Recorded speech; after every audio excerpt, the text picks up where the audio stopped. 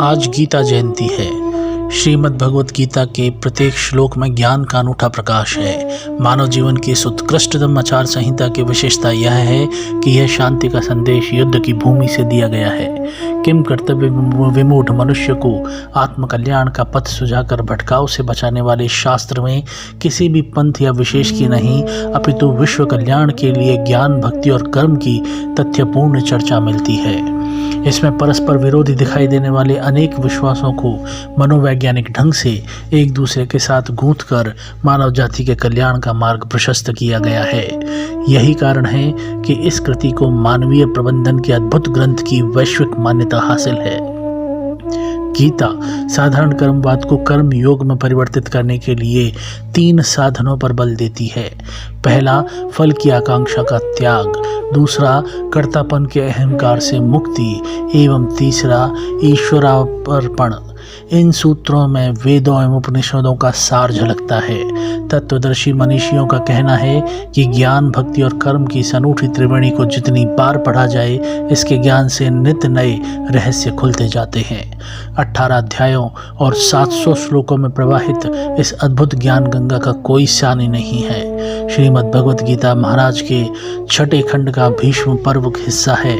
श्री कृष्ण और मोहग्रस्त अर्जुन के बीच में यह संवाद मार्गशीर्ष शुक्ल एकादशी को कुरुक्षेत्र की भूमि में हुआ था।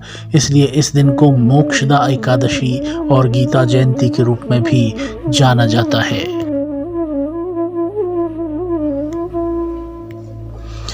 इस अनुपम ग्रंथ की लोकप्रियता का अंदाजा इस बात से भी लगाया जा सकता है कि 78 यानी 78 भाषाओं में इसके 250 से ज़्यादा अनुवाद तथा दर्जनों टीकाएं एवं भाष्य हो चुके हैं।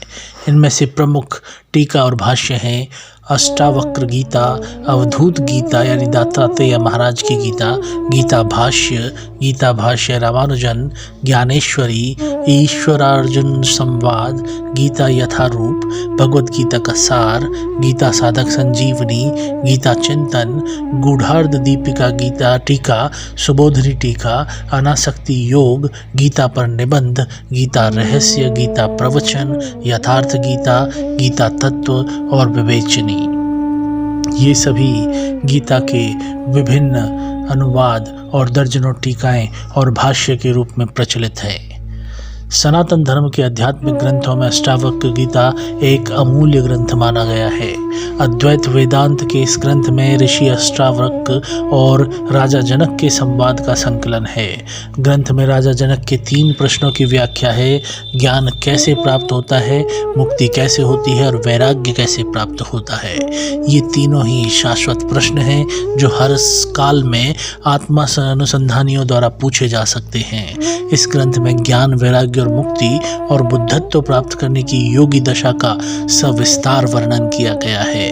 रामकृष्ण परमहंस ने भी यही पुस्तक नरेंद्र को पढ़ने को दी थी और उसे पढ़ने के पश्चात उनके शिष्य बने और कालांतर में स्वामी विवेकानंद के नाम से जाने गए।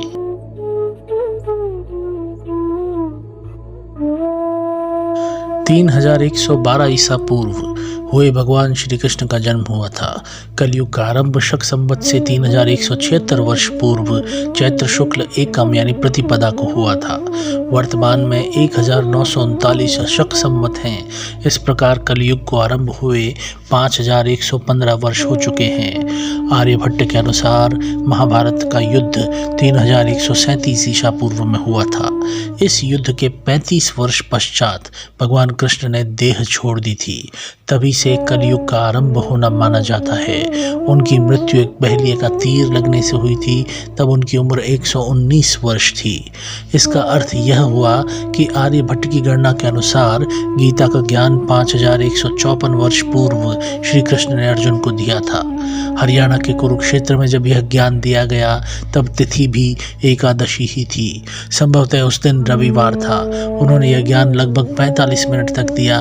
परंपरा से यह ज्ञान सबसे पहले विवस्वान यानी सूर्य को मिला था, जिनके पुत्र व्यवस्थ मनु हुए थे। गीता की गणना उपनिषदों में की जाती है, इसलिए इसे गीतोपनिषद भी कहा जाता है।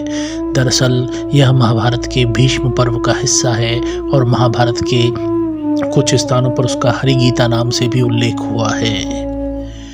आज गीता जयंती पर आप सभी को हार्दिक शुभकामनाएं।